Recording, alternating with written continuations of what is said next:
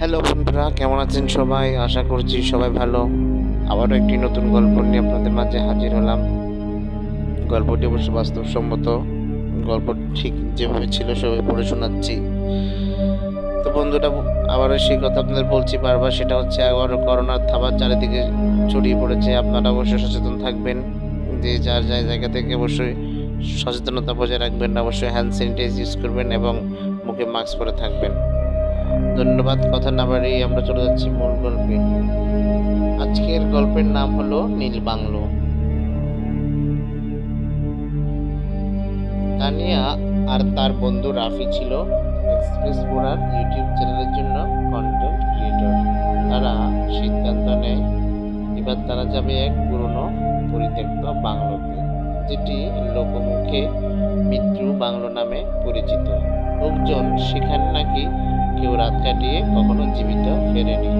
তারা একটি পুরনো গাড়ি ভাড়া করে পৌঁছে যায় নির্জন এক এলাকায়। গভীর বনের ভেতর দাঁড়িয়ে থাকা সেই বাংলোর সামনে। চারপাশে পাখির আওয়াজও নেই, শুধু হালকা বাতাসে শো শো শব্দ।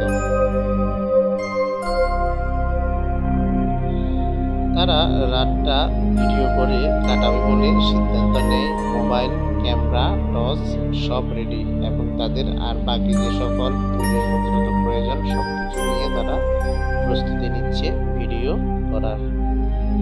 রাত বাড়তেই বাংলোর ভেতর থেকে নানা রকম আওয়াজ আসে। কারো হাঁটার শব্দ, কারো দরজা খুলে বন্ধ হওয়ার আওয়াজ, মাঝে মাঝে কাদার আওয়াজ, মাঝে মাঝে কুকুরের শব্দ।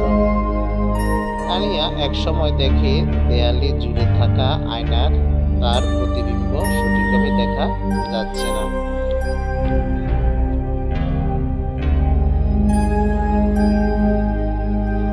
তার মুখ ঝাপসা, কিন্তু চোখ দুটো লাল। রাফি হেসে বলে, এটা তোমার হয়, আয়না তো পুরনো। কিন্তু একটু পর আয়নাটাই নিজে নিজে পড়ে যায়। তাতে ভয় পেয়ে তারা কিছুক্ষণ বাইরে বের হয়। তারা যখন বাইরে থেকে ফিরে এসে দেখে তাদের ক্যামেরা বন্ধ, অথচ কেউ ছুঁয়েও নেই। মেমোরি চেক করে দেখে কোনো এক অজানা ছায়া তাদের ভিডিওতে ধরা পড়েছে। ঠিক তখনই রাফির শরীরটা কাঁপতে শুরু করে। সে ফিসফিস করে বলতে থাকে, ওরা আসছে, ওরা চায় আমি চলে যাই।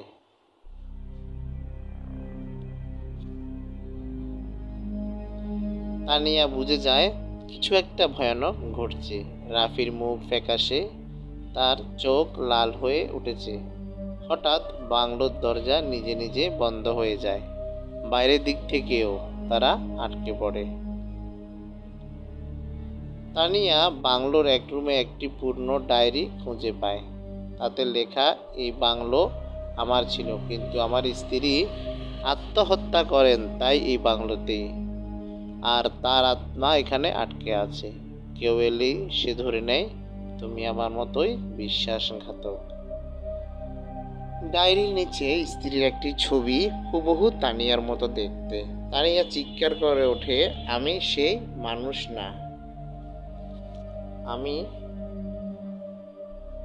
তানিয়া, আমাকে ছেড়ে দাও। তখন জানালার পাশে বাতাস থেকে এক নারীর কণ্ঠ আসে, তুমি ঠিক বলছ, কিন্তু সে রাফি নয়। একটা হঠাৎ প্রবল ধাক্কায় রাফি অজ্ঞান হয়ে পড়ে। তানিয়া দৌড়ে দরজা খোলে। বাইরে আলো ফোটার মুখে বাংলো হঠাৎ ভেঙে পড়ে। ধুলো আর ধোঁয়ার ভেতর সে শুধু ছায়া দেখতে পায়। তানিয়া বেঁচে যায়। রাফি আর কখনো জ্ঞান ফিরে পায় না।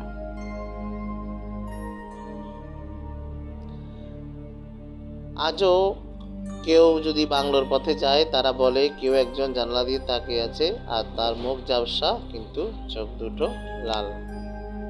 সেই ভয়ে এখন আর কেউ সেই বাংলোতে আসে না, এবং কোনো সাংবাদিক বা কন্টেন্ট ক্রিয়েটর কাউকে এখন আর দেখা যায় না। সবার ভাবনা, এখানে যদি কোনো পুরুষ আসে তার মৃত্যু অবশ্যই নির্ধারিত। ধন্যবাদ বন্ধুরা, আজকের গল্প এখানে সমাপ্তি। কেমন লেগেছে অবশ্যই সবাই জানাবেন। আর যারা যারা এখন আমার চ্যানেলটা সাবস্ক্রাইব করেন নাই অবশ্যই সাবস্ক্রাইব করবেন এবং পাশে থাকা বেল আইকন একটা ক্লিক করে দেবেন। তাহলে আপনারা সবাই সবার আগে আমার ভিডিওটি আপনার কাছে চলে যাবে। তো বন্ধুরা, আবারও বলছি, কোভিড-19 চারিদিকে আবারও হানা দিয়েছে, মহামারী আকার ধারণ করছে। সবাই অবশ্যই হ্যান্ড স্যানিটাইজ করবেন এবং মাস্ক পরে বের হবেন। ধন্যবাদ।